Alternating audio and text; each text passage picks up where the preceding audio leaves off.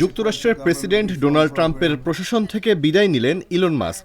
চোখে রহস্যজনক কালো দাগ নিয়ে হোয়াইট হাউসে উপস্থিত হয়ে মাস্ক জানিয়েছেন তিনি প্রেসিডেন্টের বন্ধু ও উপদেষ্টা হিসেবেই থাকবেন।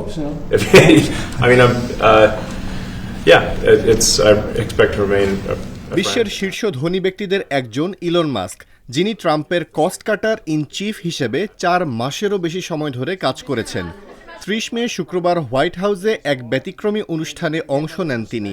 প্রেসিডেন্ট ডোনাল্ড ট্রাম্প মাস্কের অবদানকে অবিশ্বাস্য আখ্যা দিয়ে তাকে হোয়াইট হাউসের সোনালী চাবি উপহার দেন।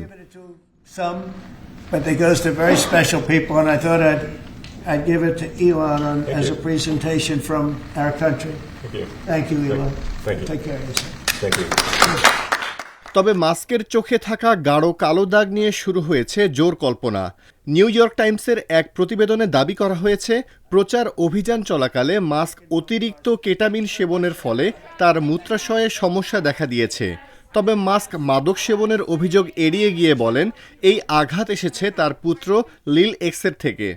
Yeah, no, I was just horsing around with Lil X, and I said, "Go ahead, punch me in the face," and he did. Turns out, even a 5-year-old punching you in the face actually does. That was X that did. Yeah, X could do it. If you knew X, you I could saw do his it. mom right now.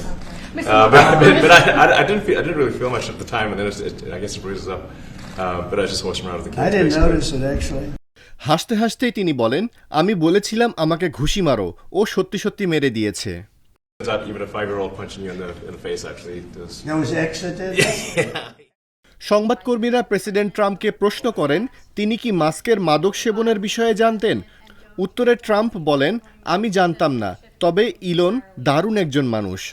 Department of government efficiency DOGE এর অধীনে প্রশাসনিক খরচ কমাতে ব্যাপক পদক্ষেপ নেন mask. বন্ধ করে দেন একাধিক সংস্থা, ছাঁটাই করেন হাজার হাজার কর্মী। যদিও প্রতিশ্রুত $2 ট্রিলিয়ন সাশ্রয় আদৌ হয়নি।